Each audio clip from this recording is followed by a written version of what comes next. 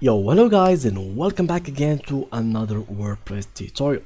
In this video I will be showing you how you can actually disable comments from your WordPress website. So first of all, make sure that you are on dashboard. If you don't know how to do so, make sure to go to wordpress.com/wp-admin and put your username /login, your affirmations by what I mean with it is username and password, and then it will be just that you will land in this page. For those who doesn't know how you actually do it, just something like that. It will be a page like that. Go and log in, and this page will be opened for you.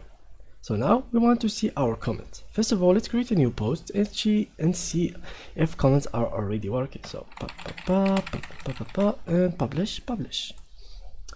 Now if I can view post from here, I will have the comment section, which is somewhere in here. Here's my comment, and that's how it looks like.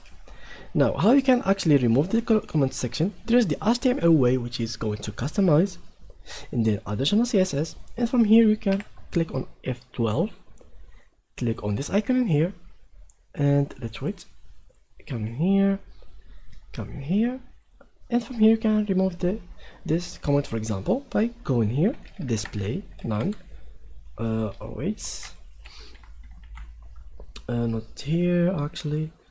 Let's say not the whole section, but something like that. Display none. Here it is. It has been deleted. You can even delete this place from here, I think. I hope it doesn't delete the whole page again.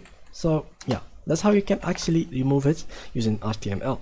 Now what you have to do is copy it and add it to your additional CSS by clicking on publish. For us, we will keep it that way.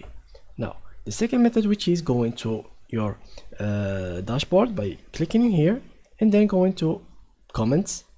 From comments you come here and you delete this comment. Any comment you see here, you can delete it and make it empty. So yeah guys, that's how you can actually remove comments or disable comments on your website. So thank you guys for watching, and see you in the next tutorial. Bye bye.